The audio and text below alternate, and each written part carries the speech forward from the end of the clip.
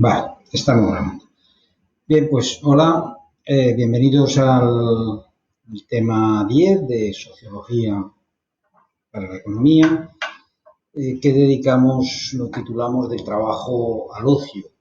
Es un tema que dedicamos pues un poco a conceptualizar el trabajo y ver los aspectos socioeconómicos del mismo, es decir, los aspectos sociológicos que interesan desde el punto de vista de la economía, empezando por la propia conceptualización del trabajo. Y cuando hablamos del trabajo, pues en sociedades como las actuales, que en algún momento se las ha denominado sociedad del ocio, aunque luego la evidencia nos muestra que en realidad no estamos liberándonos mucho de la necesidad de trabajar. El ocio forma parte también, decía, es un componente fundamental de la economía y sobre todo es un componente fundamental de los procesos sociales en las sociedades actuales. Por otra parte, el tema, lógicamente, es consecuencia del tema anterior que dedicamos al cambio social y la sociedad telemática, porque vamos a hablar, pues, en gran medida de los impactos que esa sociedad telemática está teniendo precisamente en el ámbito del trabajo.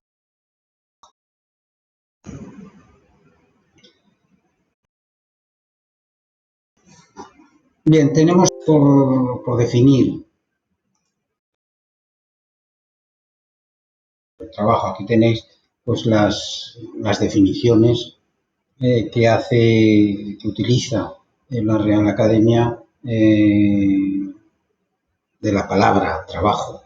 Veis que hay bastantes posibilidades para entender de qué hablamos al hablar de trabajo. Nosotros nos centraremos en aquellas que tienen más relación con el objeto de esta disciplina y de la materia, de las materias que estudiáis en vuestra carrera. Por un lado, aparte de la acción y efecto de trabajar, lógicamente, del verbo trabajar, el efecto del verbo trabajar es el trabajo, pues aparte de eso se lo entiende como una ocupación retribuida. Fijaos, es curioso esto porque, bueno, veremos en el tema siguiente, en el último tema que dedicamos a género, cómo durante mucho tiempo el trabajo de las mujeres no ha sido considerado trabajo, paradójicamente. Y había motivos porque la propia Real Academia entiende como trabajo la ocupación retribuida. Es decir, el trabajo doméstico que no está retribuido, el cuidado de los mayores o de los niños o de los enfermos, etcétera, no era considerado, según la Real Academia, y sigue estando ahí vigente, esa definición del trabajo. Bien, luego es también cosa que es resultado de la actividad humana. Operación de la máquina, pieza, herramienta o utensilio que se emplea para algún fin, normalmente para producir algo, para construir algo. Bien.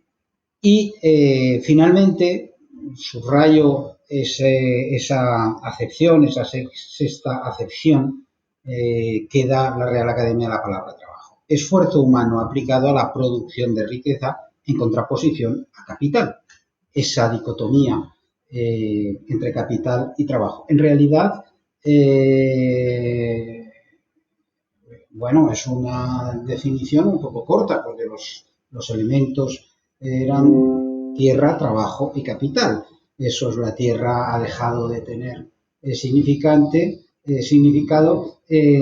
pero el concepto de los insumos sigue teniendo significado. Es decir, la producción de riqueza no se basa exclusivamente en trabajo y capital, se basa en la transformación de determinados elementos.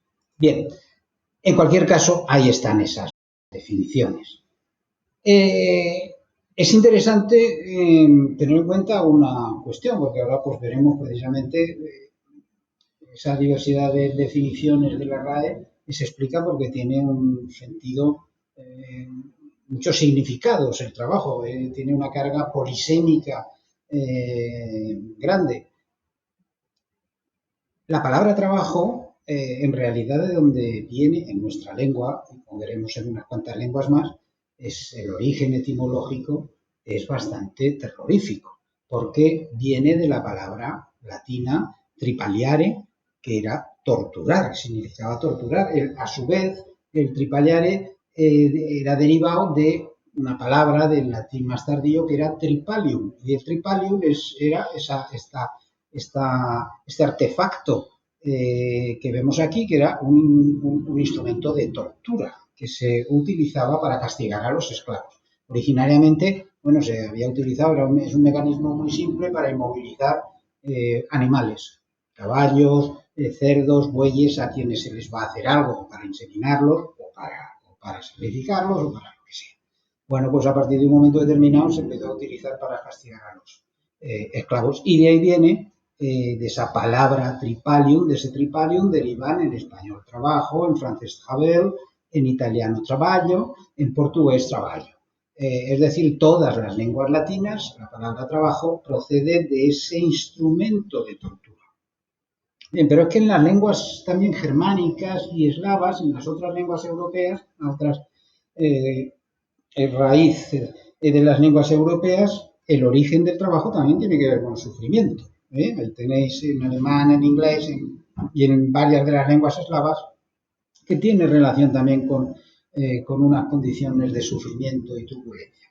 Es decir, el trabajo, el propio origen del término es en ese sentido, digamos, un poco tenebroso, ¿no? El trabajo como castigo, vamos a ver. De hecho, bueno, las primeras referencias culturales que tenemos al trabajo es como un castigo que Dios pues inflige al Adán que ha pecado tomando la fruta del árbol y del bien y del mal, ¿no? Le dice, bueno, pues a partir de ahora se te acabó el paraíso, tomar aquello que necesitas porque lo tienes disponible. A partir de ahora comerás con el sudor de tu frente, ¿no? Y en ese sentido, nuestra base cultural cristiana se basa en el trabajo como castigo.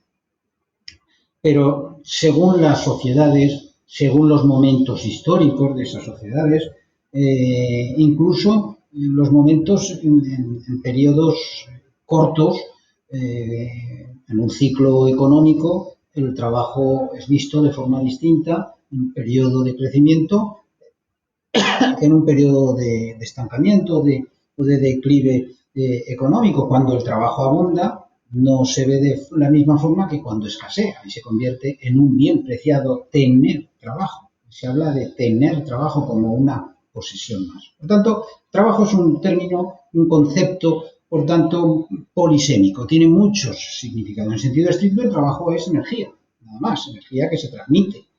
Porque, como sabéis, pues la energía ni se crea ni se destruye, sino que se va transmitiendo de unos cuerpos a otros, a través de procesos, de determinados procesos. En ese sentido, el trabajo no es más que energía física o energía mental o emocional, a veces energía emocional también, que se consume por parte del productor de bienes y servicios.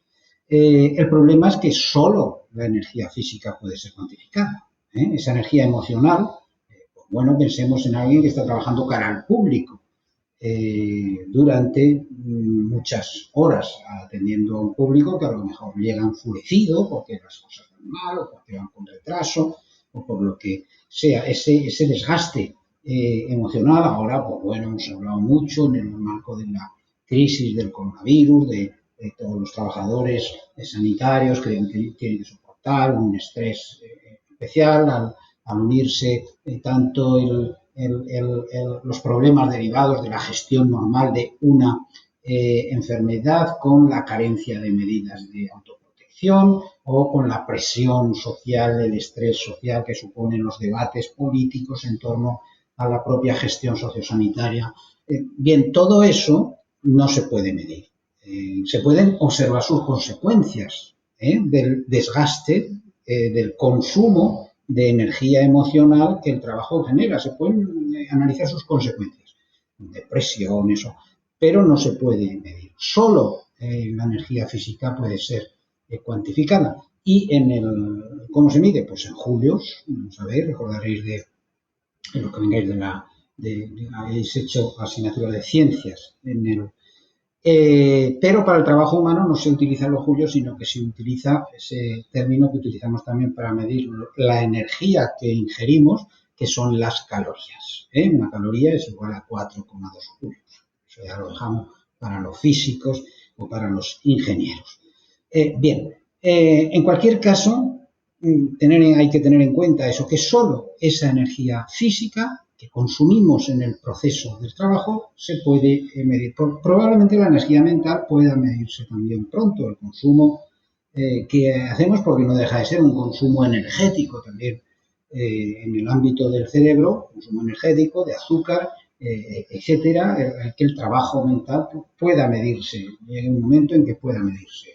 También, en cualquier caso, utilizamos para el análisis, digamos, ergonómico, tipo desde el punto de vista de la ingeniería y del trabajo, las calorías, pero sobre todo, básicamente, utilizamos los seres humanos otra unidad de medida que es el tiempo. El trabajo lo medimos en tiempo, en horas de trabajo, en semanas, en días de trabajo a la semana. Bien, decimos, por tanto, eso en sentido estricto. Para la economía, que hemos visto en una de las definiciones, aunque no sea totalmente correcta de la RAE, es un factor de producción. Es un factor de producción a conseguir, al igual que los inputs, que los materiales, que las materias primas, o que en su día la tierra, de esos tres factores, pues a conseguir al menor coste posible. Eso es el elemento fundamental de la conceptualización del trabajo en el ámbito de la economía. Es un factor que tenemos que conseguir a un bajo coste, para que, lógicamente, el resultado de esa producción nos produzca más beneficio. Y que se mide, como decía, en tiempo. En el ámbito, desde el punto de vista de la economía, no hablamos de calorías, sino que hablamos de horas de trabajo hombre. Horas de trabajo hombre. Y que se mide, y que se remunera mediante dinero o mediante especies o mediante tiempo. A veces el trabajo, que supone tiempo y que lo medimos con tiempo, se remunera con tiempo también. Pensemos por justamente la crisis del coronavirus, digamos, nos ha dado un ejemplo claro de esto, una serie de empresas a las que, a partir de un momento determinado del estado de alarma, se impuso, digamos, a los trabajadores unas vacaciones obligatorias. Una vacación extraña porque uno no puede salir de su casa, unas vacaciones se supone que es para irse a algún sitio, no para encerrarse. Entonces, unas vacaciones que tendrían que recuperar los trabajadores, se supone, una vez terminada la alarma, pues van a ir recuperando. Bueno, esto y se podrá comprobar en años sucesivos. Es muy difícil que se vaya a poder cumplir esa recuperación, pero en cualquier caso expresa cómo a veces el trabajo en tiempo se remunera o se utiliza tiempo para pagar tiempo. Bien, por ejemplo, cuando a un trabajador se le obliga o se le pide unas horas extras en un determinado momento crítico para la producción, pero a cambio se le compensa con algún día libre una vez se haya superado ese pico de la producción. ¿De acuerdo? Bien. Y para la sociedad en su conjunto, pues como decía, pues ha tenido significados muy variados. Ya decía cómo la primera significación desde el punto de vista de nuestra cultura, de nuestra base cultural, que descansa en el judaísmo, en la tradición de la Biblia, digamos, que es nuestra base moral en cuanto a las cargas de valoración que hacemos de las cosas y de los hechos. Bueno, pues decía cómo el trabajo era visto como un castigo divino, que en un momento determinado el hombre se hace merecedor de ese castigo, es decir, a partir de un momento determinado tiene que trabajar. Y bueno, sin embargo, con el tiempo, los cambios culturales, esa base judeocristiana se ha ido enriqueciendo, complejizando, con llegadas afluentes de otros ríos de pensamiento y de valores y de otras religiones mesopotámicas, orientales, de todos sitios, y se ha ido complejizando así esa cultura occidental dentro de la cual estamos y que hace que sea visto de forma distinta. Un poco en la línea de ese entender el trabajo como un castigo divino y que realizarlo es como expresar que realmente somos indignos a los ojos de Dios, pues hay desde luego ciertas incluso ramas del pensamiento y del sistema de valores, pues todas formas de misticismo que se han dado a lo largo de la historia y que de alguna manera se siguen dando, en que se considera que el trabajo es un esfuerzo inútil, llegando ya a ese extremo de San Francisco de Asís, de decir, bueno, si el Señor viste a los flores del campo y a los pájaros les da sustento, ¿cómo no va a cuidar de nosotros, de sus criaturas más preciadas? Dejémonos de perseguir, conseguir trabajo, riqueza. Bien, sin embargo, en otros momentos y en otros ámbitos culturales, pues bueno, el trabajo se considera la fuente de toda riqueza. Depende de los momentos, porque hay otros periodos en que la sociedad es consciente de que trabajando nunca se hace a alguien rico, ¿no? Bien, cuando la economía de la sociedad se vuelve cada vez más compleja. Bien, otras bases culturales, pues toda la cultura a partir de la reforma protestante que se va conformando, sobre todo en la Europa del Norte, luego en el mundo anglosajón en general, pues bueno, se entiende el trabajo como una especie de camino de salvación, ¿no? O sea, si uno ha dedicado al buen trabajo, a hacer el buen trabajo, está demostrando que forma parte de los elegidos por el Señor, ¿de acuerdo? Por tanto, el trabajo lo podemos ver de formas muy distintas. Pero en la práctica, bueno, cuando hablamos de ese concepto económico del trabajo, pues tenemos que ver cómo funciona en la sociedad, por lo menos algunas nociones sobre eso. Bueno, hemos visto en otros temas precisamente cómo se avanzó en las distintas escuelas dedicadas a la organización de las empresas y la organización del trabajo, cómo se fue constituyendo, digamos, a principios, en el primer tercio del siglo XX, la base fundamental que ha mantenido el sistema productivo de las sociedades industriales capitalistas, que es eso que denominamos en su momento, que llamábamos el Fordismo, que es esa unión entre la cadena de montaje y ese invento de Ford de mover, digamos, las piezas, esa base fundamental. Bien, pues eso que ya definimos en otro tema del Fordismo ha marcado pues el sistema productivo, ha marcado la naturaleza del trabajo en nuestras sociedades durante buena parte del siglo XX. Ojo, y la sigue marcando en muchas sociedades y en una parte importante todavía de nuestras sociedades, porque cuando hablamos a veces hemos hablado del cambio social, como el cambio social se produce olas sobre olas, que no significa que los cambios sean repentinos y las sociedades radicalmente pasen de ser de unas características a ser de otras, sino que las sociedades cambian a velocidades distintas según los sectores, según los ámbitos territoriales, etc.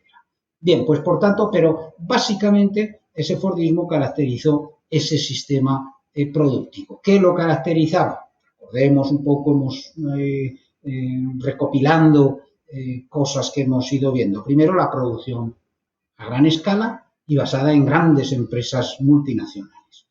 ¿Qué significa eso? Centralización, concentración de la producción. La importancia que tenían las economías de aglomeración, las economías de escala, que se llamaban también. Aumento permanente del tamaño medio de las unidades de producción, fábricas cada vez más grandes, oficinas cada vez más grandes, centros de ocio cada vez más grandes, todos los sistemas productivos cada vez más grandes. En segundo lugar, una creciente división del trabajo en el centro de producción a partir de la cadena de montaje, pero también a nivel global, una división internacional del trabajo entre centro y periferia en un sentido, es decir, los espacios centrales del sistema mundo concentraban determinadas las producciones de más calidad y de más valor añadido, etcétera, y la producción más de masas, más masiva, distribuida en países secundarios o terciarios. Y la generación de materias primas o elementos más contaminantes, etcétera. Bien, esa división del trabajo, por tanto, no solo en el ámbito de la fábrica, sino en términos de la economía. En tercer lugar, pues un peso creciente de la tecnoestructura, es decir, de ese papel que veíamos al hablar de managerialismo y no managerialismo, del creciente papel de los tecnócratas. El cuarto lugar, otro elemento fundamental del Fordismo y que ha marcado ese desarrollo de la sociedad industrial madura capitalista ha sido el regulacionismo. Todo debía estar regulado. Si el Fordismo se basaba en una regulación muy estricta del trabajo humano, y es lógico que ese proceso de racionalización que veíamos que se produce en la empresa se produce a todos los niveles, y racionalización es regulación. Tarde o temprano es regulación de aspectos que previamente no estaban regulados, se podían hacer libremente al libre albedrío de cada cual.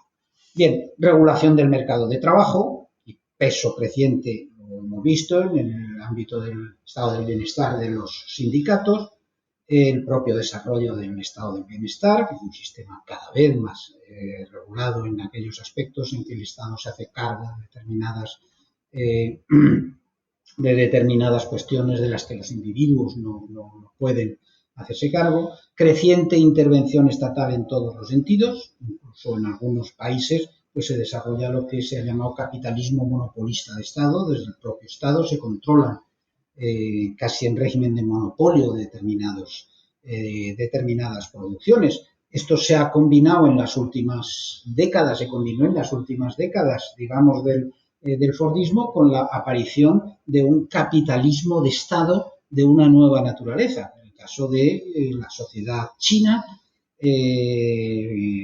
por ejemplo, en donde se da digamos, podríamos llegar al extremo del regulacionismo, porque se une la regulación de naturaleza político-social propia del régimen supuestamente comunista con el regulacionismo propio de ese sistema fordista de producción industrial capitalista. Ordenación urbana dentro de ese regulacionismo, la maduración de los procesos de planeamiento en las ciudades se basan en una creciente regulación de la ordenación urbana. ¿Qué se puede construir? ¿Dónde se puede construir? Todo eso en función del trabajo.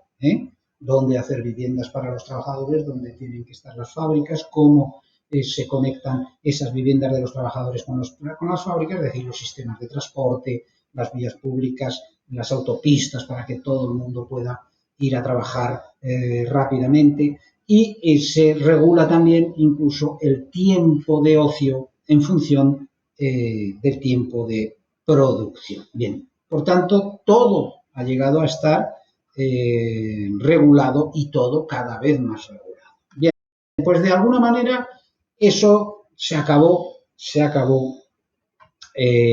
para buena parte de las sociedades actuales y para buena parte de la sociedad, de esas sociedades, se acabó a partir de la crisis del petróleo, la crisis que se inicia con la crisis del petróleo del 73.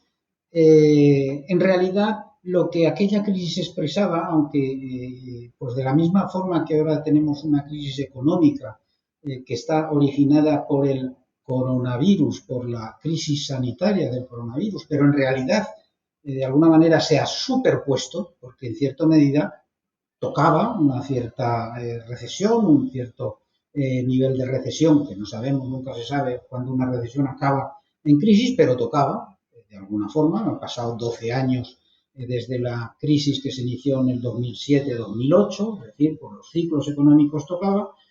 Bueno, pues en el año 73 ocurre algo parecido. Hay una crisis político-económica derivada de la regulación del suministro de petróleo, que puso en marcha una crisis económica de alcance mucho más profundo. ¿Por qué? Porque en realidad, podríamos decir, como decía mi abuela, la cebada viene de atrás. Ya se estaban dando una serie de transformaciones en la sociedad que hicieron que de alguna manera, a partir de esa crisis económica del 73, se produjera una crisis mucho más profunda del sistema productivo, etcétera.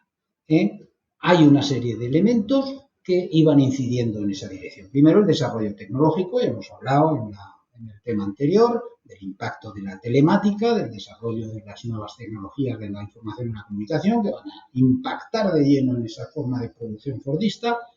En segundo lugar, los problemas ambientales fruto de la producción de masas, esa producción en ámbitos cada vez más grandes, cada vez más concentrados, cada vez más centralizados, pues generaba unas emisiones cada vez mayores y de impacto mayor que si las difuminamos en el territorio esas emisiones contaminantes.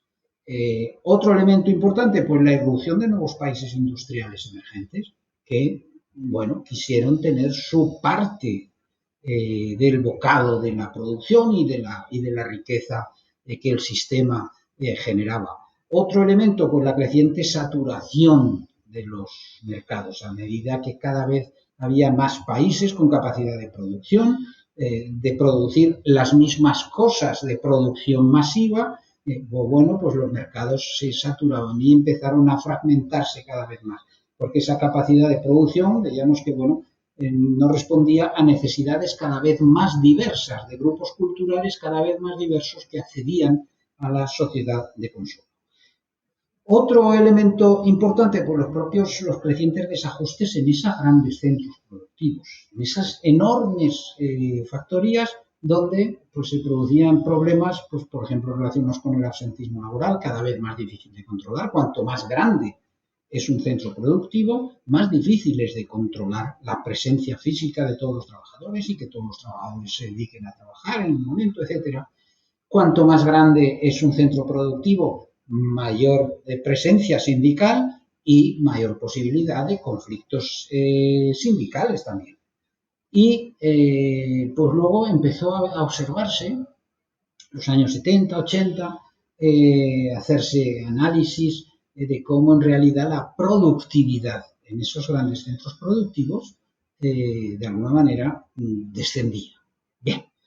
Y finalmente, otro elemento que en esa época contribuyó a esa crisis general del Fordismo es lo que llamamos la crisis del estado del bienestar, que de alguna manera venimos arrastrando a lo largo del último medio siglo, de los últimos 50 años, un proceso de ese estado del bienestar construido durante parte, pues prácticamente medio siglo, entre los años 20 y 60 del siglo XX, eso que hemos llamado el estado del bienestar, empieza a tener cada vez más problemas para atender todos los aspectos crecientes de los que se debe de ocupar. Bueno, pues todos esos procesos que ponen en crisis el modelo fordista de producción, ¿cómo impactan en el trabajo?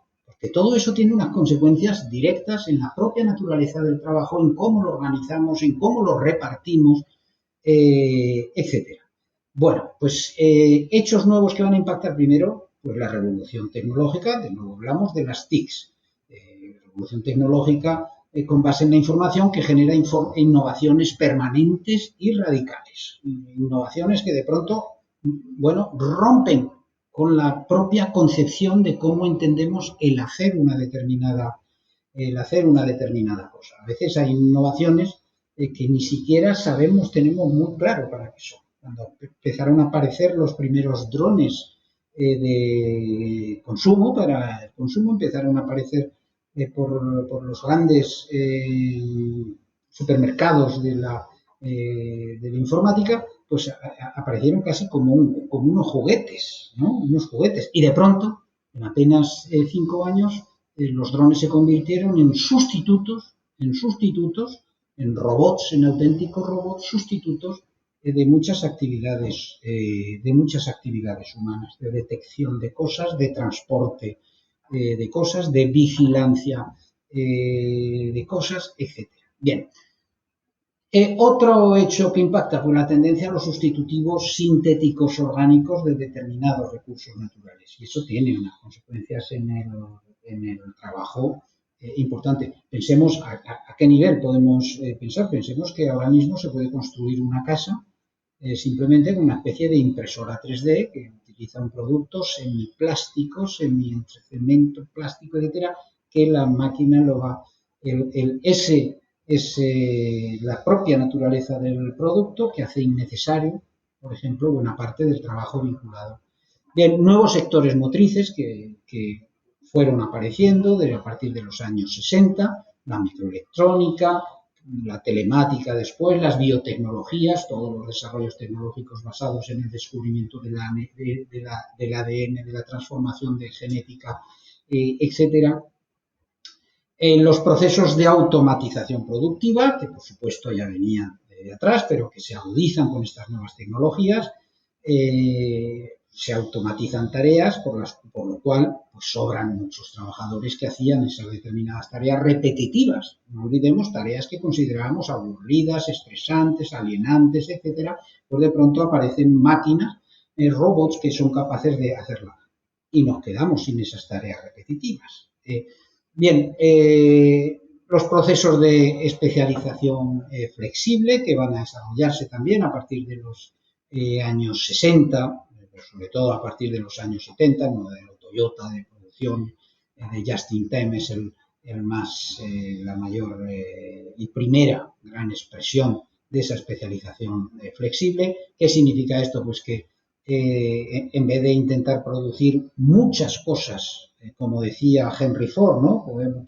Yo puedo fabricar coches en todos los colores que usted quiera, siempre que sea negro, ¿no? La sociedad empezó a pedir coches de muchos colores, empezó a precisar coches de muchos colores y sobre todo empezó a aparecer otros fabricantes que la única forma de enfrentarse a ese todopoderoso que era capaz de producir muchos a un precio muy pequeño, la única manera de diferenciarse es, bueno, pues yo los voy a producir de otros colores, aunque sea un poco más caro, pero de otros colores. Y estoy dando ya a los consumidores otra opción. Bueno, el desarrollo de todo ese proceso dio lugar a esos procesos de especialización flexible, diferenciación creciente de los productos, a veces por pequeñas diferencias en el color de los asientos de los coches o en lo que sea. Eso, series muy cortas incluso, pues serie conmemorativa de tal. Eso que llamamos esa producción just in time. Es decir, no se amontonan grandes materias primas, no sé, sino que a medida que se va necesitando en función de demandas concretas, se movilizan las materias primas, se movilizan los trabajadores, se adapta la cadena de montaje, etcétera. Todo esto pues va a ir vinculado a procesos, lógicamente, de mayor descentralización productiva. Esos grandes centros productivos van a entrar en crisis. El cierre de las grandes factorías en automóviles, sin duda alguna, uno de los sectores en los que de forma más espectacular se vivió ese proceso con el cierre de las grandes factorías de los estados de Detroit y de otros grandes centros productivos en Estados Unidos. Y ese proceso de concentración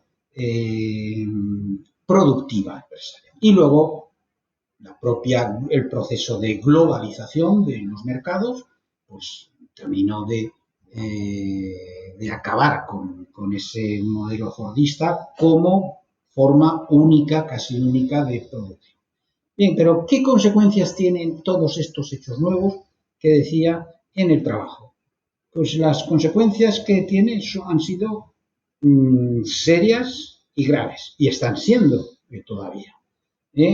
Pues, ¿en qué sentido? Pues que esto genera pues una obsolescencia permanente. Habréis oído hablar de la obsolescencia planificada de los productos, ¿no? De cómo determinados productos se diseñan para que no duren más allá de un determinado plazo de tiempo. Eso lo llamamos la obsolescencia planificada. Algo obsoleto es algo que ya no sirve o que ya no sirve, ya no tiene la función, ya no puede cumplir exactamente la función para la que fue diseñada. A lo mejor sirve todavía, pero ya no es funcional utilizarlo.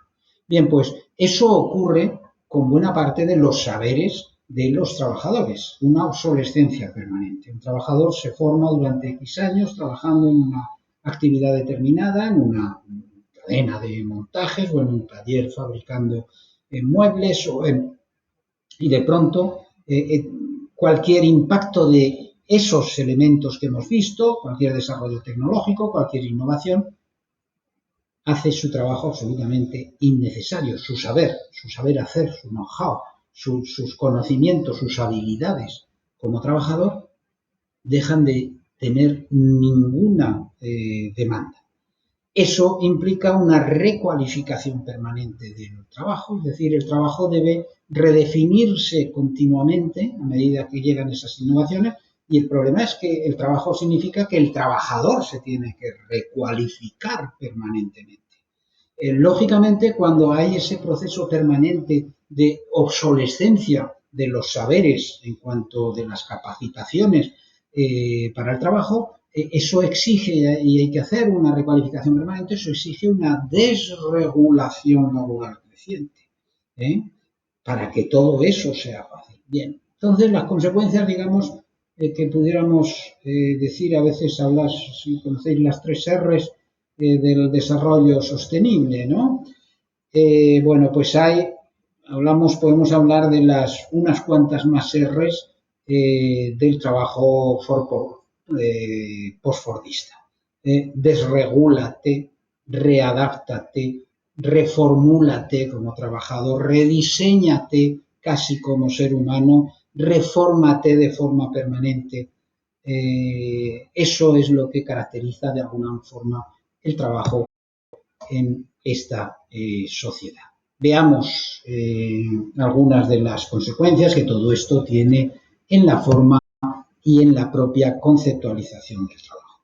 En primer lugar, vamos a ver cómo impacta esto en esos procesos de división del trabajo a que hacía referencia, y vamos a ver un par de aspectos importantes. Primero, detengámonos en una paradoja importante que se ha generado, que la globalización ha generado. Por eso hablamos de globalización localizada. Lo local, el término local hace referencia a cómo lo global, eso que llamamos la globalización, conecta, porque claro, la globalización es algo que está ahí, digamos como en la nube, podríamos decir, pero luego todo eso se tiene que concretar en los territorios de una forma u otra. Bueno, pues ese término local se utiliza en ese sentido, cómo lo global se concreta en lo local.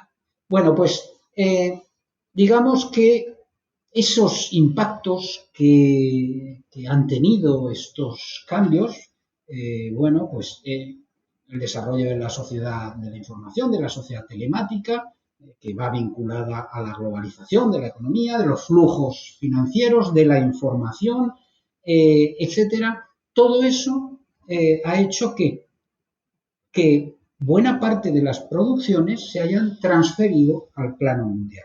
Es lo que vimos, usaba el ejemplo antes de la industria del automóvil, pero bueno, de buena parte de la industria de los electrodomésticos, de tantos otros sectores que se han ido transfiriendo al plano mundial, porque bueno, puede fabricarse fácilmente en cualquier sitio los productos porque hay libertad para la circulación de los de las materias primas para la circulación de los productos acabados, libertad de comercio, libertad de capitales para invertir allí donde el trabajo es más barato, etcétera. Es decir, digamos que la globalización y la sociedad telemática ha llevado al plano mundial muchas producciones que han conducido a crisis importantes en las sociedades industriales tradicionales.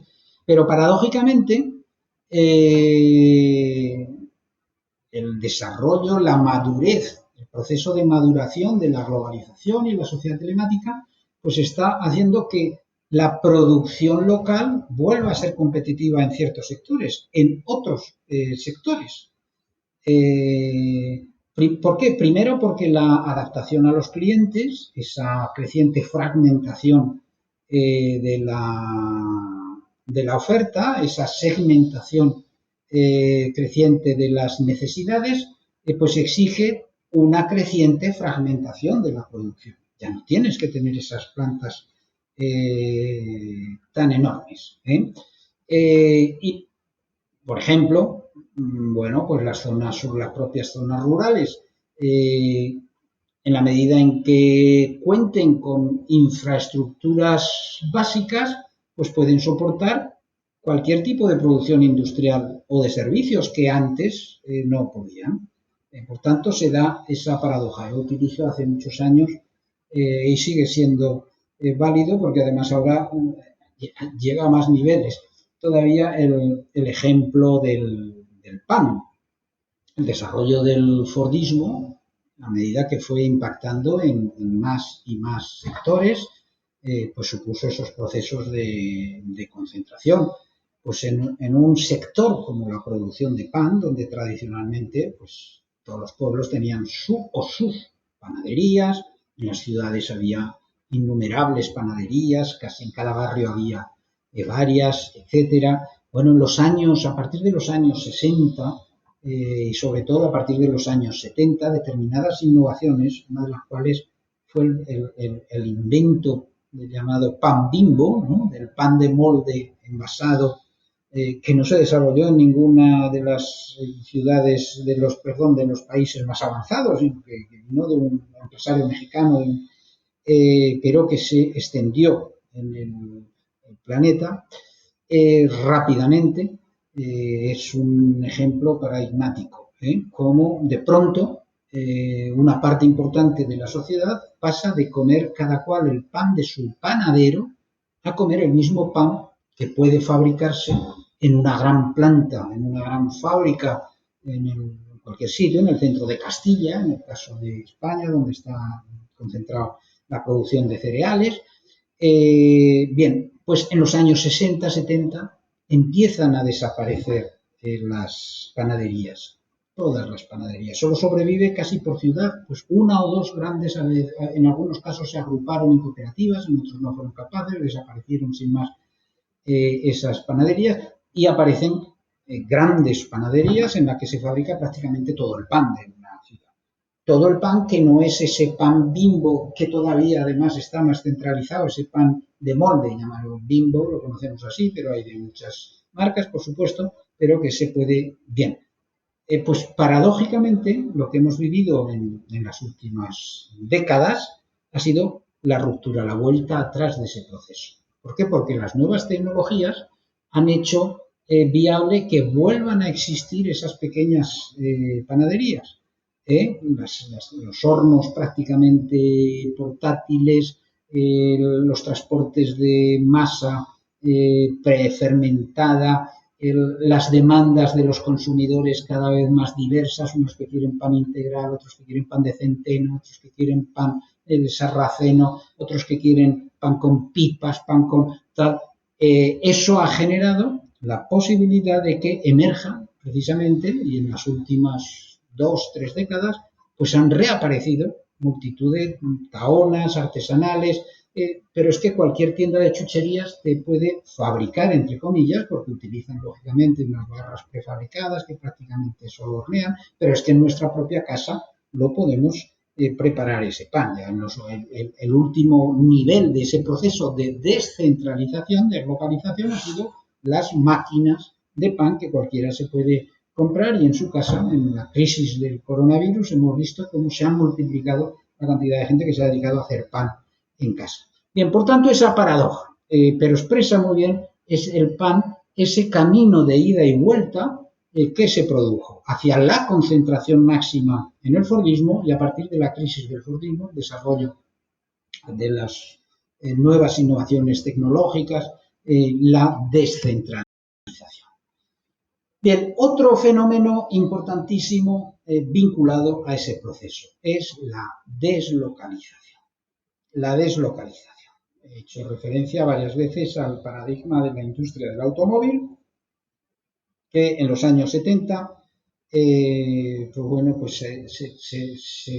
empiezan a deslocalizar las grandes plantas de los Estados Unidos, primero hacia Europa, aparecen, pues la Ford en Inglaterra, la General Motors que se alía con la Opel en Alemania, la Ford que llega a España también, y luego a países ya del tercer mundo, etc. Esos procesos, lo hemos visto en el sector textil en España, como, España, que era una de las potencias, es una de las potencias en industria textil, como fue deslocalizando buena parte de su producción a países asiáticos. Inicialmente fue a Latinoamérica. Las primeras deslocalizaciones textiles en realidad se hicieron a México, no a Tailandia o a la industria del juguete. Grandes sectores tradicionales en España deslocalizaron bien. Por tanto, la deslocalización se ha convertido en otro de los elementos claves en la nueva forma de entender el trabajo, cómo funciona la división del trabajo, etc. Y en un fenómeno que continuamente aparece y reaparece. Bien, la deslocalización lo podemos entender en dos sentidos, de dos formas. Una, como un concepto crítico, hay quien lo utiliza el término deslocalización como en los análisis críticos de la forma actual del capitalismo, etc. ¿Y cómo se define? Pues como el proceso por el que las multinacionales desmontan plantas industriales en los países desarrollados para trasladarlas a países en procesos de desarrollo donde los costes salariales son más bajos. Eso es básicamente tal como es entendido en ese sentido crítico. Y claro, en ese sentido es un factor negativo de desarrollo. Una deslocalización es que se te llevan una industria de tu pueblo, digamos, de tu país Pero hay que entender la deslocalización en un sentido amplio, porque no deja de ser un componente que vino en los años 70, pero vino para quedarse y forma parte ya de ese nuevo modelo productivo que llamamos globalización o sociedad telemática, como queramos llamarlo. En ese sentido amplio, ¿cómo entendemos la deslocalización? Pues como un proceso de adaptación de las empresas a la economía mundializada, mediante una intensa movilidad de sus instalaciones productivas. Y en ese sentido, si lo vemos en ese sentido amplio, pues la visión puede ser es ambivalente, porque puede constituir un factor positivo o negativo de desarrollo. Depende desde quién lo vea. Claro, esa visión crítica de la deslocalización, pues es visible desde el lado del país rico, desarrollado, que pierde en un momento determinado una industria. Pero desde el punto de vista del país en vías de desarrollo o del territorio en vías de desarrollo, a quien le llega esa industria, esa deslocalización es muy positiva. Por tanto, ese proceso puede verse en un sentido positivo o negativo. El hecho cierto es que hay una serie de factores que empujan a la deslocalización del trabajo y que son inevitables en muchos casos y por lo tanto pues las empresas se adaptan a esos factores. Por un lado, la respuesta a la aparición de nuevos mercados de consumo. A medida que nuevos países se han ido incorporando al desarrollo económico, pues eso ha empujado a la deslocalización. Obviamente, los automóviles americanos, pues en los años 40 o 50 se exportaban a Europa, lógicamente, pues bueno, Pero a partir de un momento determinado en que la demanda se multiplicó y que los propios europeos pues fabricaban sus cochecitos, de mejores o peores, pues fue más barato trasladar parte de esa producción, es decir, fabricarlos en el propio lugar. Si recordáis el pequeño vídeo que insertábamos cuando hablábamos del Fordismo, el pequeño vídeo que hay sobre la llegada del Ford T a Argentina, describía muy bien ese proceso, como a partir de un momento determinado pues es más rentable irse a fabricar al sitio. Y esto pues se ha ido dando a medida que nuevos países han entrado en procesos de desarrollo económico, de crecimiento económico, de incremento de la riqueza, de acceso, por tanto, a bienes de consumo, pues ese proceso es un factor de deslocalización importante. No significa, en principio, que desaparezca la producción del país de origen, pero claro, si empezamos llevándonos, haciendo una fábrica en el sitio donde tenemos cada vez más demanda para fabricar en el propio sitio que sea más barato, pues claro, una vez es más barato en ese sitio, pues podemos decir, hombre, ¿por qué no cerramos la fábrica originaria donde estamos fabricando a unos costes altos y los traemos de esa fábrica que hemos puesto en ese país tercero donde los salarios son más bajos y luego los importamos aquí? Por tanto, esos procesos pueden conducir en esa dirección. Otro factor que empuja la deslocalización, bueno, pues la alternativa a la falta de fuerza de trabajo manual joven. En los países avanzados, pues hay una serie de tareas que los jóvenes, los países avanzados ricos, lógicamente que los jóvenes no quieren hacer. Entonces hay dos opciones. Una, la robotización, que es una de las vías que se pueden utilizar para esos trabajos mecánicos, o bien, pues trasladar la producción allí donde los jóvenes, digamos que no pueden permitirse evitar determinados trabajos. Por tanto, ese es otro factor importante, que no haya fuerza de trabajo que quiera asumir determinados trabajos. Pues decir, hay sectores que no se puede hacer. Tenemos los problemas de la agricultura permanentemente aquí, que cada vez, digamos, hay menos gente dispuesta a trabajar en el campo. Dice, bueno, pero el campo no te lo puedes llevar. Pues sí, sí que te lo puedes llevar, porque ¿qué han hecho determinadas grandes productores agrarios o agropecuarios? Pues irse a producirlo en otros países. No te puedes llevar la tierra, pero puedes ir y comprar tierra en otros países y producir allí y traer de allí lo que aquí no puedes producir porque no tienes, te falta mano de obra en determinados momentos y no puedes robotizar todavía esos procesos, por ejemplo. Bien, otro factor importante para la deslocalización, las migraciones clandestinas. Bueno, no hemos dedicado, no podemos dedicar un tema también a la demografía y los aspectos de las migraciones, etcétera, pero es evidente que a partir de un momento determinado, durante siglos, las fronteras prácticamente no existieron.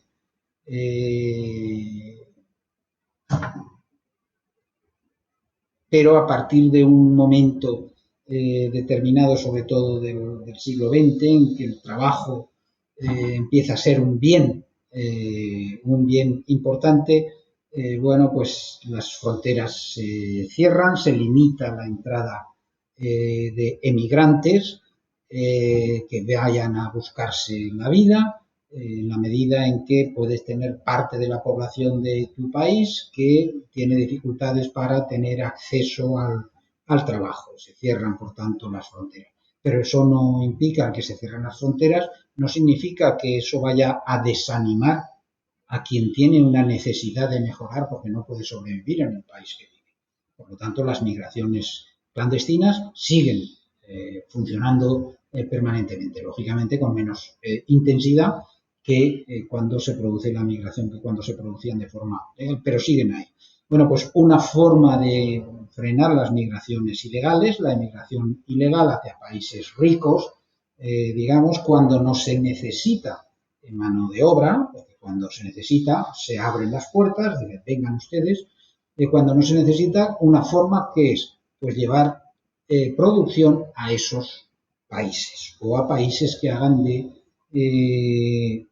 barrera, de alguna manera. Así, pues aparece en la frontera entre Estados Unidos y México, aparte que va vinculado a otros procesos más complejos, lo que es la maquila. Se instalan fábricas en el lado mexicano de la frontera para, pues bueno, que la gente pueda trabajar ahí y no se sienta tan impelida a intentar pasar la frontera. Europa pues ha hecho grandes inversiones en Marruecos y en los otros países del norte de África, en la medida en que eran más o menos estables, precisamente como una forma de frenar de alguna manera la migración.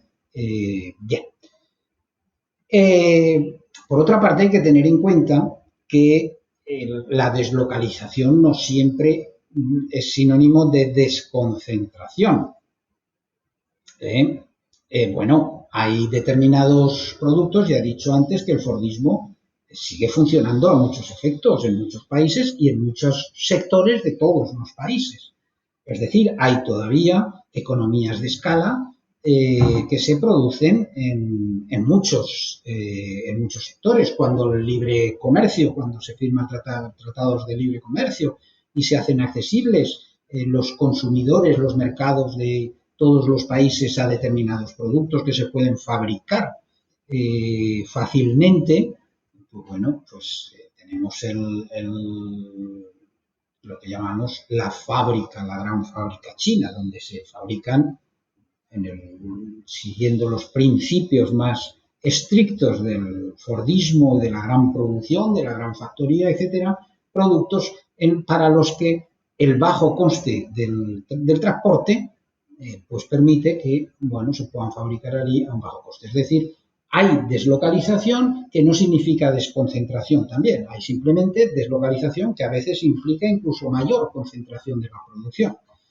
Otro aspecto que puede chocar con la idea de la deslocalización, veíamos esa conceptualización negativa, multinacionales que mueven plantas de un sitio al otro en función del precio del trabajo. No es cosa siempre de multinacionales. Pensemos que las primeras, hablaba antes de las primeras deslocalizaciones de producción en España, que fueron en el textil, y que pues fueron empresas familiares españolas. La primera que lo hizo fue una fabricante de pantalones vaqueros, que ya no existe, yo creo, la marca Lois, en los años 70 eran unos vaqueros populares, digamos, y que se fue a México a fabricar más barato. Aquello fue un desastre.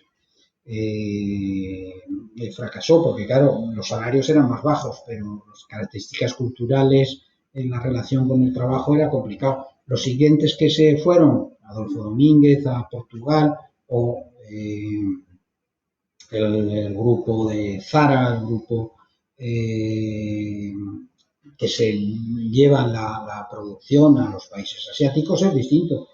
Allí tienen éxito, ¿por qué? Porque tienen posibilidades de imponer unos ritmos de trabajo, unos ritmos estrictos de trabajo, etc. Es decir, no es solo cosa de multinacionales. Deslocaliza también empresas familiares. Muchas de los fabricantes como decía, de juguetes en el Levante español, pues también se fueron a China en un momento determinado. ¿De acuerdo? Hay que tener en cuenta que la deslocalización es básicamente una tendencia a la movilidad espacial. Cada vez menos de los productos y más de la tecnología, porque tiende a producirse allí donde está el mercado o allí donde los factores de producción son más bajos.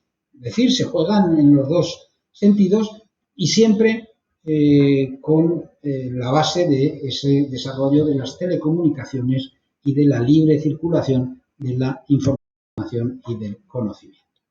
Naturalmente, que estos procesos de deslocalización tienen unos efectos importantes. Hay unas causas sociales que están detrás de ello, es decir, ni es la maldad del capital, hay unos procesos, unas causas sociales que están detrás y hay unos efectos sociales importantes que tienen. en los países de destino o en los lugares de destino de la deslocalización y en los lugares de origen. Causas de que eso, hemos visto factores que pero claro, causas, el coste del factor trabajo, eso es fundamental en el análisis económico, y el coste de las presiones sindicales, que lógicamente en países en vías de desarrollo pues no tienen tanta fuerza, o no digamos en países donde el sindicalismo está prohibido directamente, como China, porque se supone que el país es de los trabajadores, y como es de los trabajadores, pues no necesitan sindicatos, ¿no? No un sindicato único, como teníamos en España en la dictadura. Bien, las cargas fiscales. Bueno, una empresa puede eludir, a veces ahora ya no es ni necesario trasladar la empresa porque puede trasladar la sede. Esos procesos de ingeniería fiscal que la globalización ha posibilitado, por el cual pues uno puede tener la sede en una isla en la que no paga nada de impuestos, pero luego la fábrica en otro sitio. El control de los impactos ambientales, lógicamente el desarrollo de una conciencia ambiental, hemos visto en otro tema, pues ha ido imponiendo cada vez más controles a la fabricación. También para eludir eso es para lo que tienden a deslocalizarse. Y en general esos controles sociales y éticos que en las sociedades avanzadas, donde se ha pasado de esos valores materialistas a postmaterialistas, digamos que inciden negativamente en la actividad de algunas empresas. Naturalmente, ¿qué efectos tiene eso? Ya hemos visto que para unos esa deslocalización es mala, para otros puede ser buena porque llega trabajo, se reducen costes, etcétera. Efectos, la desregulación laboral. Hemos asistido en las últimas décadas a un proceso sistemático de desregulación laboral, amparándose en que la producción en otros sitios, si no se puede competir con los que practican eso que se denomina el dumping social. ¿Sabéis qué es el dumping? Es producir por debajo del coste, vender por debajo del coste real de la producción. Bien, hablamos de dumping social cuando alguno, para producir barato, lo que hace es evitar determinados costes que en otro lugar no se pueden evitar. Sea de salarios, sea de contribuciones sociales, sea de impuestos, sea de costes de descontaminación, etcétera, etcétera. Hablamos de dumping social, por tanto, cuando hay determinados países donde la regulación del trabajo, del mercado de trabajo, la regulación de derechos de las personas hace que se puedan ahorrar producción. Consecuentemente, mayor explotación de los trabajadores. Tanto en el sitio donde se ha deslocalizado, porque la regulación es menor, como en el sitio de origen, porque para competir, pues se rebajan los derechos de los trabajadores en los países ricos. Reducción, consecuentemente, del estado del bienestar. Si reducimos los impuestos, las cargas laborales, etcétera, etcétera, pues lógicamente estamos reduciendo con ello el estado del bienestar.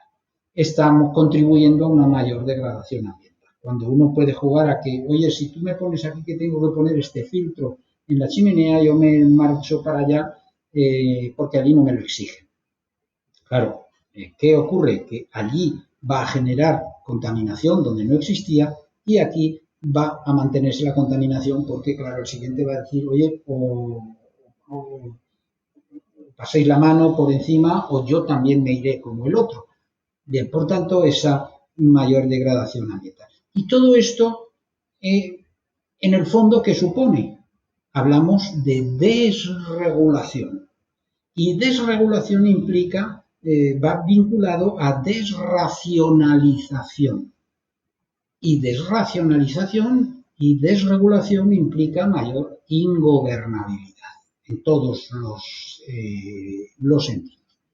Esa deslocalización, esos procesos de deslocalización, de búsqueda de sitios con menos regulación o de la presión mediante corrupción para que quiten la regulación en determinados sitios, todo eso acaba vinculándose cada vez más con el delito organizado, aparte de que va a tener unos impactos enormes en la destrucción de las identidades locales, allí donde llegan determinadas formas productivas. Por tanto, esos procesos de deslocalización hay que verlos desde esa forma ambivalente, pero no olvidar que hay unas causas que los provocan, pero generan unos efectos importantes.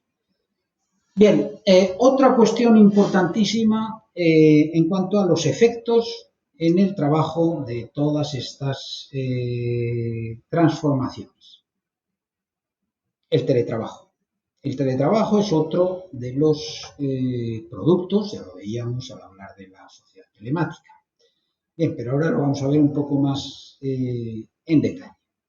Cuando hablamos de teletrabajo, de nuevo la crisis del coronavirus ha sido fundamental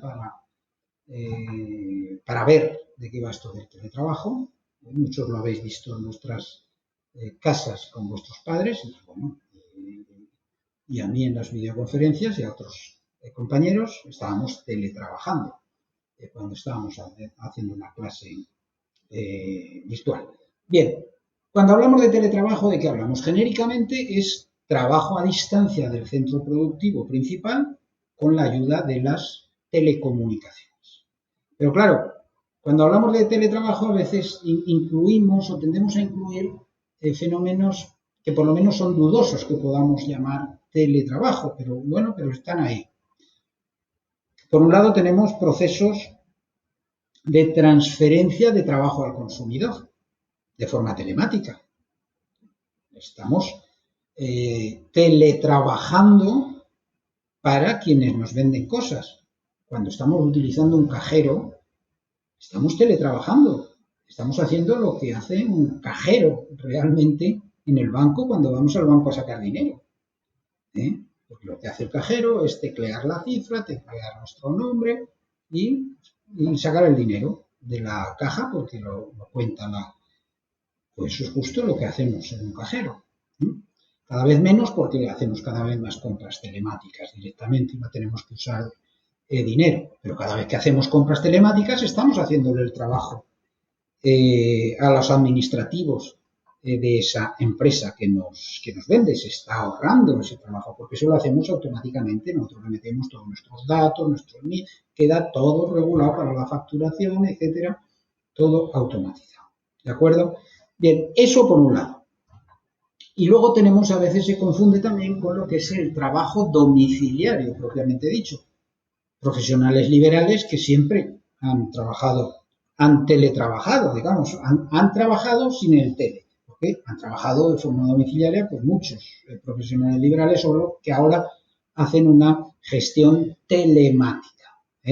Entonces, ¿hasta qué punto estamos hablando de teletrabajo cuando estamos hablando de un trabajo tradicional? El abogado que tiene su despacho en casa o el economista que lleva las contabilidades de una serie de empresas y que tradicionalmente lo hacía desde su casa, un traductor, un diseñador, un músico, un compositor, etcétera.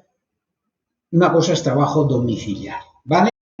Pero que puede ser. Ahora, estrictamente hablamos de teletrabajo cuando se produce ese trabajo a distancia del centro productivo, es decir, que hay un centro productivo, hay una sede de la empresa y utilizando las tecnologías de la información. Bien, pues estrictamente entendemos teletrabajo cuando supone algún tipo de relación laboral o contractual, porque, como vimos en su momento, los procesos de desconcentración o de la producción, pues hace que hay muchos trabajadores que, aunque sean trabajadores reales de la empresa, pero figuran como autónomos que prestan un servicio a la empresa, diseñadores, asesores de todo tipo, etcétera. Por tanto, relación laboral o contractual permanente o habitual con esa empresa que antes hacía eso desde un centro. Naturalmente, es la creciente desregulación de nuevo laboral que hacía referencia, pues desdibuja cada vez más esas relaciones. Pero detrás de formas de teletrabajo siempre hay algún tipo de... Bien, desde esta perspectiva más estricta, podemos hablar de tipos de teletrabajo Tenemos el trabajo o teletrabajo domiciliario, tenemos los centros de teletrabajo, normalmente, fundamentalmente para el manejo de información, y que cada vez más se están domiciliarizando, cada vez más van desapareciendo estos centros de trabajo. Han sido, digamos, en las últimas 2 décadas unos centros productivos muy importantes, fordistas en cierto sentido, aunque estén teletrabajando, pero digamos en grandes centros con muchos trabajadores concentrados, cada cual en su, delante de su pantallita y con sus auriculares, pero cada vez buena parte de ese teletrabajo, de centros de trabajo, se está llevando a los domicilios y teletrabajo móvil. El señor que va haciendo repartos, el que va leyendo la luz y va, ahora ya ni siquiera hay que leer la luz, el contador de la luz, porque está digitalizado y lo mide a distancia de forma automática, en teletrabajo, pero automática la compañía eléctrica, pero todavía el que mide, el que va anotando el contador del agua, está teletrabajando, está anotando automáticamente en la tablet, en el smartphone, en la maquinina que lleve, anotando ese dato que automáticamente queda transferido. Bien, pues hay una tendencia creciente al teletrabajo, pero paradójicamente, a medida que, a pesar de que se han desarrollado en las últimas 2 décadas intensamente las herramientas telemáticas, es cada vez aplicable a más sectores, a más tipos de trabajo, sobre todo a medida que se ha desarrollado el sector cuaternario, el sector de la información y el conocimiento, que no necesita prácticamente más que un ordenador y un teléfono y una conexión para funcionar, pero sin embargo no ha terminado de cuajar en muchos sectores. Por ejemplo, en la administración pública, donde desde principios de siglo pues vemos campañas de vez en cuando, aparecen programas para fomentar el teletrabajo, no termina de, vemos por qué, que hay factores. Salvo que haya situaciones, como ha ocurrido con la crisis y con la pandemia del COVID, que nos ha encerrado, nos ha confinado a todos en las casas y ha empujado a administraciones, universidades, empresas y a los propios trabajadores a incorporarse plenamente al teletrabajo. Pero pensemos que llevamos todo lo que llevamos de siglo en el que el teletrabajo, que parecía a principios del siglo XXI que iba a ser una forma creciente de trabajo, y ha tardado en masificarse. Quizá porque el teletrabajo es una de las grandes aportaciones de la sociedad telemática, pero para su implantación generalizada es que tiene problemas también que resolver. Tiene innumerables ventajas, tanto para la empresa como para el trabajador, pero tiene también inconvenientes. Para la empresa, las ventajas son enormes. Primero, de ahorro económico importante. Ahorran infraestructuras, ahorran espacio, en equipos, en mantenimiento, en seguridad. Pensemos que no tiene que tener tanta edificación, tanto edificio, tantas oficinas. Oficinas que hay que limpiar, que hay que calentar, que hay que enfriar. El trabajador resulta que se tiene que calentar y enfriar en su casa por su cuenta. Es una transferencia de costes de la empresa al teletrabajador. Durante las horas de oficina, el teletrabajador estaba en la oficina y no gastaba en su casa calefacción o aire acondicionado, etc. Bien. Por tanto, ahorra la empresa en ese sentido. Acelera los procesos productivos, porque están interconectados permanentemente los teletrabajadores. Los estudios que se han hecho, pues obvian que mejora la calidad de la producción, allí donde es aplicable el teletrabajo, mejora la calidad, incrementa la productividad. Ahora, para la empresa tiene también desventajas. Primero, hay una dificultad inherente al propio sistema para controlar la dedicación de los trabajadores. Hay herramientas, múltiples herramientas, y las empresas utilizan herramientas para controlar a los trabajadores. pero son costosas y luego se genera un cierto desorden de las estructuras formales. Uno está trabajando en la empresa y físicamente, visualmente, uno ve dónde está el despacho del jefe, dónde está el despacho de la secretaria, dónde está el despacho del jefe de sección, dónde está el despacho del capataz o la mesa del capataz, etcétera. Esto virtualmente es muy difícil. Uno tiene que tener en la mente la estructura permanentemente. Por tanto, se produce un cierto desorden de las estructuras formales. Se rompen a veces las líneas de autoridad. Uno puede telecomunicarse de forma ubicua con cualquiera, mientras que en el centro de trabajo uno tiene que trasladarse físicamente para, bueno, pues intentar contactar con el director general, ya que el jefe de sección le está uno haciendo la puñeta. Y, bueno, pues el teletrabajador puede puentear todos esos procesos, porque, bueno, pues puede escribirle un correo electrónico o abrirle un chat, funcione o no funcione, pero lo puede hacer. Y en ese sentido, además de como no hay contacto físico entre los trabajadores, pues se pierde también en cohesión interna de los equipos de trabajo. Por tanto, para la empresa tiene ventajas enormes, económicas, fundamentalmente económicas, pero tiene desventajas sobre todo en el ámbito organizativo. ¿De acuerdo? Lo cual puede tener consecuencias nefastas para la supervivencia de la empresa. La empresa no solo se basa en que obtenga beneficios, sino en que funcione. Bien, para el trabajador ocurre lo mismo. Hay ventajas y hay desventajas. Ventajas, mayor libertad y autocontrol del tiempo. Eso es evidente, mayor comodidad. No es lo mismo estar trabajando en tu sofá que un elemento importantísimo que el teletrabajo ha supuesto, y en este sentido sí ha supuesto ya desde principios del siglo XX, es la incorporación al mercado de colectivos que tradicionalmente estaban marginados por determinadas minusvalías, etcétera, y que pueden teletrabajar, sin embargo, desde su casa. Se ven muy dificultados a utilizar el transporte público, trasladarse a un centro de trabajo, pero pueden trabajar desde su casa.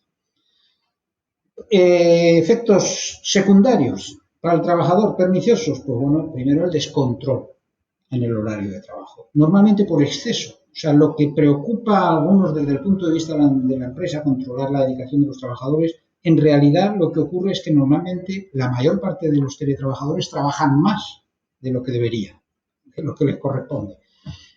Suponen nuevos factores estresantes en la convivencia, al mezclar trabajo, familia. También en la medida en que se reduce el contacto social con los otros trabajadores, ese aislamiento respecto a los otros trabajadores tiene consecuencias, por ejemplo, gravísimas, importantes en cuanto a la defensa de los derechos de los trabajadores. La dificultad de para organizarse, pues allí donde no haya un sindicato, para organizarse cuando ni siquiera a lo mejor se conoce físicamente a los otros compañeros. Por tanto, tiene también ventajas e inconvenientes. Bien, hemos visto deslocalización, teletrabajo, pero los cambios en el trabajo van en direcciones más complejas todavía. Primero hay una tendencia a la desmaterialización del trabajo. El trabajo ha ido históricamente evolucionando con las sociedades humanas desde lo material a lo mental. Y siempre lamentando esa pérdida de la materialidad. Pensemos desde los economistas, los fisiócratas, los primeros economistas, que se lamentaban de cómo el comercio, que no es producir nada, es algo ya mental, de alguna manera, ya ser un primer paso a la desmaterialización, suponía frente a la agricultura o la minería, que trabajaba como forma la industria. Bien, bueno, esta evolución en el empleo que vemos en España, en España desde mediados del siglo XX hasta las primeras décadas del siglo XXI, pues vemos como el trabajo material, agricultura, industria, construcción, bueno, que llegaba a ser casi el 80% del empleo en los años 60, pues queda reducido a menos del 30% del empleo en la última década. Por tanto, ese proceso de desmaterialización. Otro elemento importante, la creciente importancia de las extensiones humanas, a las que hacíamos referencia también al hablar de la sociedad telemática. No solo la incorporación del robot, sino del cyborg, es decir, del ser humano con implantes de un tipo o de otro, los de tipo informático, ya relacionados con la información, probablemente pronto los vamos a tener dentro de la piel, pero ahora normalmente fuera, exoesqueletos, del tipo de exoesqueletos, es decir, esas extensiones humanas para el trabajo, sobre todo para quitar trabajo físico. Otro fenómeno que expresa esa creciente complejidad del trabajo, pues por supuesto la globalización, pero una globalización en unos términos de el melting pot es la mezcla cultural, el revoltijo, pudiéramos decir cada vez más complejo, porque hay una refragmentación, una división internacional del trabajo nueva y además cambiante continuamente. Sectores que encontraban en China hace unos años pues el lugar ideal, pues de pronto pues ya hasta los chinos que les ha mejorado sus condiciones de vida, algo de sus derechos laborales, pues ahora buscan África, no sé, acabarán volviendo aquí, algunas están volviendo. Un proceso de creciente segmentación que llega a veces a la sectarización. Utilizo aquí el juego de la A porque no hablamos ya de sectores, sino casi en términos de sectas. ¿Qué significa esto? Pues que hay determinados ámbitos de trabajo, determinados sectores, determinadas ocupaciones que están como limitadas a determinadas identidades. Pensemos en empresas de naturaleza étnica, por ejemplo, que las hay, que solo admiten a originarios de una propia cultura, etcétera, o determinados trabajos que están reservados no legalmente, por supuesto, pero de una forma cultural o mediante mecanismos informales a determinadas categorías sociales. Determinados trabajos en los que, bueno, si no alguien no es homosexual, es muy difícil que pueda conectar. O si no es mujer, o si no es hombre, esos todavía quedan bastantes de esos, o si no es blanco, o si no es chino, etcétera. Hemos visto en los últimos años en España, pues como en buena parte de esas grandes tiendas de los chinos, pues han ido apareciendo trabajadores españoles, pero tradicionalmente el ámbito de la empresa étnica china solo trabajaban chinos. Bueno, pues bien, esos procesos, por tanto, hay ámbitos cada vez más circunscritos a determinados elementos identitarios. Hay un proceso también en este ámbito de la complejidad creciente del trabajo a una reestructuración etaria. Etaria hace referencia a la palabra etaria, hace referencia a edad, de edades, ¿vale? Bien, en dos sentidos complementarios. Por un lado, una extensión de lo que yo llamo la placenta social. La placenta social en el sentido de que las sociedades humanas pues, se basaron en los humanos somos unos mamíferos especialmente torpes, he hecho referencia en más de una ocasión a eso, que desde el momento en que nacemos o se hace cargo la comunidad humana, un grupo más amplio, la familia, en ese caso, o el hospital, en las sociedades más tecnificadas, de esa criatura o es incapaz de esa criatura de hacer nada. Por las características estructurales del cuerpo de los humanos, pues nacemos, digamos, antes de hora. Bien, pues de alguna manera ese cuidado de los recién nacidos es la extensión de la placenta de la madre a esa placenta social. Bien, pues esa placenta social parece que la necesitamos cada vez durante más tiempo.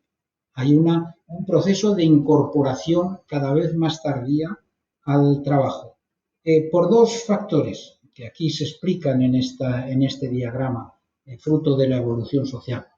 Primero, porque para hacer cualquier actividad se precisa cada vez más formación, lo que no significa que se tengan más conocimientos necesariamente, porque vamos, pero se necesitan más títulos acumulados, con lo cual se retrasa progresivamente la edad de ingreso en el trabajo. Y por otro lado, en la medida que aumenta la esperanza de vida, pues aumenta, se retrasa el retiro. Es decir, el periodo en el que el humano en las sociedades avanzadas está trabajando puede que siga siendo el mismo, pero en cualquier caso se retrasa ese periodo. Se empieza más tarde y se sale más tarde. Estamos asistiendo ya, aquí lo que aparecen son ilustraciones sobre el debate en el retraso de la edad de jubilación. En buena parte en todos los países europeos ese retraso ya se está produciendo, ya se ha producido. Y va a ir a más probablemente. Bien, otros fenómenos, pues el desarrollo de lo que Toffler,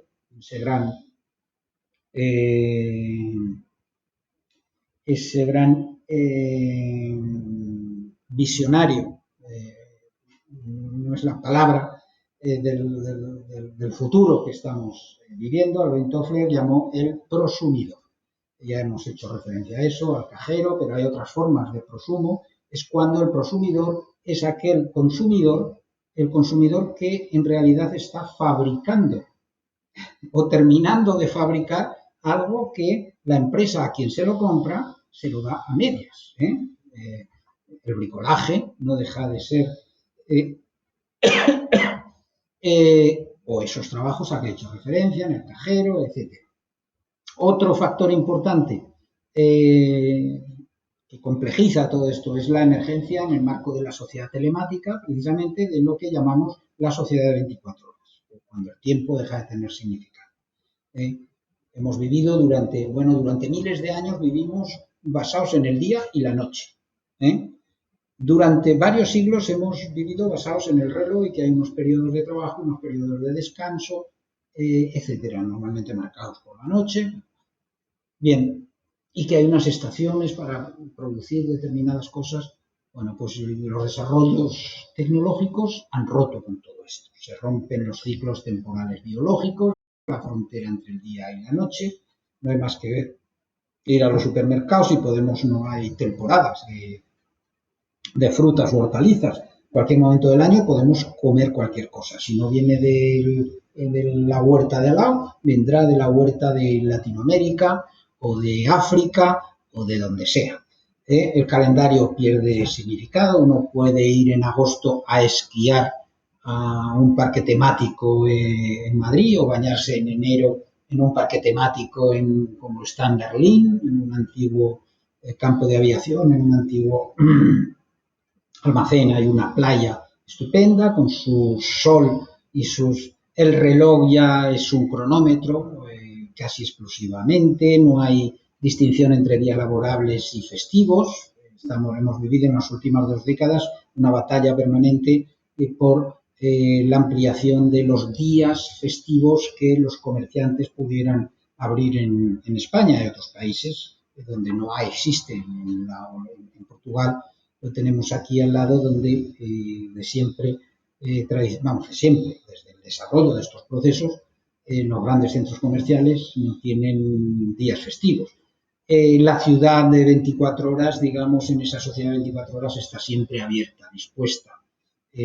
Las máquinas preparadas para producir en todo momento, se hacen turnos, los procesos robotizados pueden estar permanentemente, ponerse en marcha a cualquier hora en función de las necesidades del just in time de la producción en ese sentido, pero nuestros cerebros siempre dispuestos a conectarse y consumir virtualmente y nuestros cuerpos siempre dispuestos a consumir materialmente. Esa sociedad de 24 horas modifica, está rompiendo absolutamente todos los procesos tradicionales productivos. Bien. Por tanto, estamos entrando en una sociedad en la que el trabajo va a tener unas características muy complejas.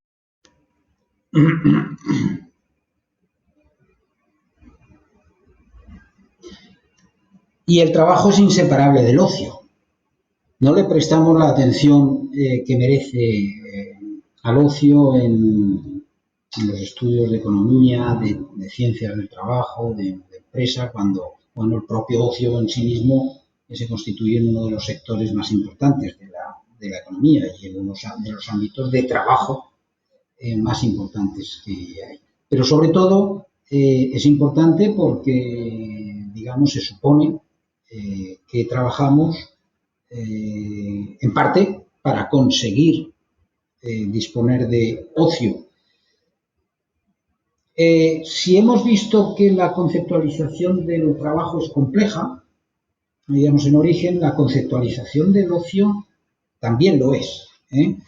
Primero porque en origen el ocio era visto tradicionalmente como una fuente de perversiones y de pecados. La persona ociosa solo se le pueden ocurrir cosas malas y por eso las religiones pues, se han dedicado sistemáticamente a castigar a veces solo la idea de pensar en no trabajar, en el ocio. Incluso dentro de las grandes religiones, cada vez que ha surgido una de esas corrientes místicas a las que hacía referencia antes, que desprecian el trabajo, las ha considerado graves desviaciones de la verdad religiosa y en algún caso las ha perseguido duramente a esos místicos.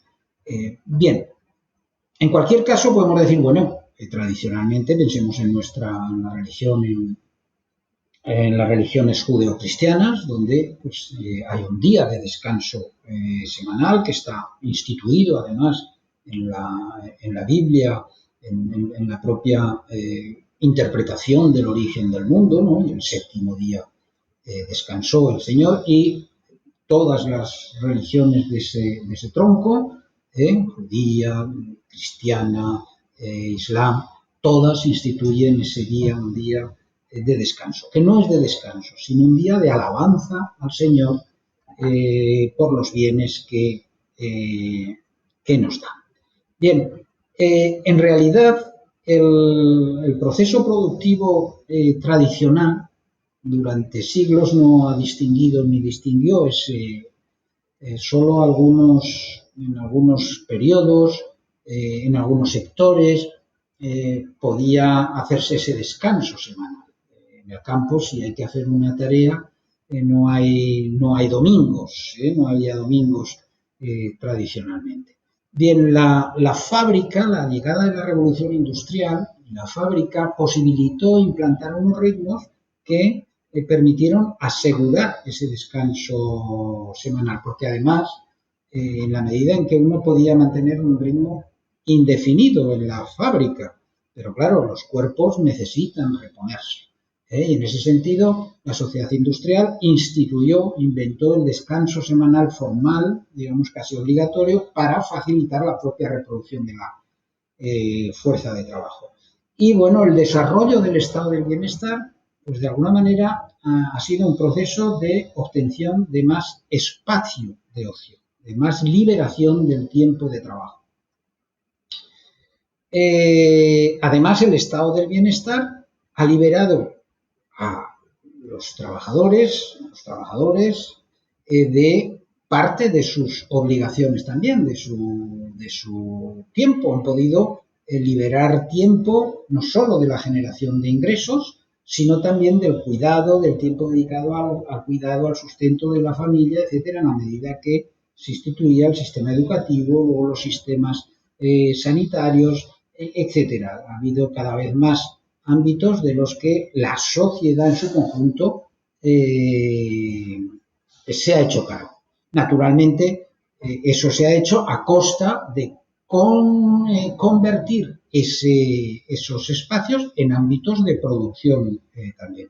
El propio tiempo de ocio, cada vez se ha ido ensanchando más. Pensemos que trabajar las 11 horas en el siglo XIX era bastante habitual. España fue el primer país del mundo en el que se consigue la jornada de 8 horas de forma instituida mediante una ley aplicable a todos los sectores en el año 19, en 1919. En Uruguay se implantó un par de años antes, pero no como una ley universal y además no se cumplía. En España, en 1919 se instituye la primera regulación del trabajo que implanta las 8 horas. O sea que paradójicamente fuimos bastante innovadores en eso. Bien, pues decía que se puede expandir el tiempo de ocio gracias a que el tiempo de ocio se convierte en espacio productivo. ¿Eh? Y bueno, porque a medida además de que el tiempo de ocio se amplía, pues empieza a surgir una preocupación importante en el ser humano, porque claro, el descanso semanal que nuestras religiones instituían, pues era para dedicarse a alabar al Señor y a festejar al Señor, pero a medida que las sociedades se secularizan y pierden esa obligación de pues, cómo llenar ocupar el tiempo de ocio en tareas que satisfagan el placer, el descanso, las relaciones sociales, pero sin detener la maquinaria productiva, sin detener el sistema económico. Y de alguna manera, bueno, ese proceso de ampliación del tiempo de ocio se ha hecho de esa forma. Hoy incluso podríamos decir, hasta tal punto es así, que la sociedad persigue a los que realmente utilizan el tiempo de ocio para holgar, para no hacer nada. Eso es lo que sería el ocio improductivo, el ocio basado en el no consumo. Es decir, es como el desarrollo del estado del bienestar se ha hecho decir, bueno, vas a tener más tiempo libre, pero ese tiempo libre lo vas a dedicar a gastar, a la maquinaria productiva, a consumir productos. De hecho, la industria del ocio se ha convertido en uno de los motores de la economía, no solo la hostelería, el turismo, etcétera, todos esos elementos, la industria de la cultura, etcétera, y un motor de la economía importante y que tiene además su propio combustible, que es el alcohol junto al petróleo. Los centros comerciales, que vienen a ser las catedrales de esa nueva religión que ha sustituido a las iglesias tradicionales a las que se iba a honrar al Señor. Un poco el siguiente esquema, el siguiente puzzle de fotografías, pues expresa un poco esa diferenciación que nuestra sociedad hace entre ocio productivo y ocio improductivo. ¿Qué entendemos por ocio productivo? Pues aquel que pone en marcha y que consume servicios, productos, etcétera. Es el ocio que consideramos normal, ¿no? Normal. Y luego está el ocio improductivo, que es casi una desviación. Lo consideramos en el sistema de valores de la sociedad capitalista postindustrial, casi como, pues bueno, son raros esta gente que no se dedica, que se dedican, se van a ir a tomar el sol, a concentrarse, a meditar, a leer, a pasear por la naturaleza, en vez de ir a playas atiborradas, a consumir productos en una barbacoa, hacer etcétera. Bien, es importante esa diferenciación, por tanto, entre ocio productivo e improductivo. Y bueno, que quedan aquí algunas reflexiones, bueno, pues audiovisuales para pensar un poco más en todo esto. Hay una película que se llama Los hombres de la compañía, que recomiendo ver como futuros economistas, es muy buena, es del año 2010 o 2011, y hay un, hay un,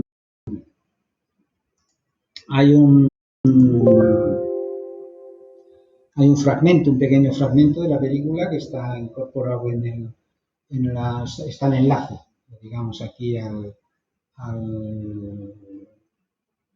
tráiler, que refleja un poco, refleja muy bien ese proceso de desmaterialización, cómo lo vive. Ahí tenéis los datos de la película.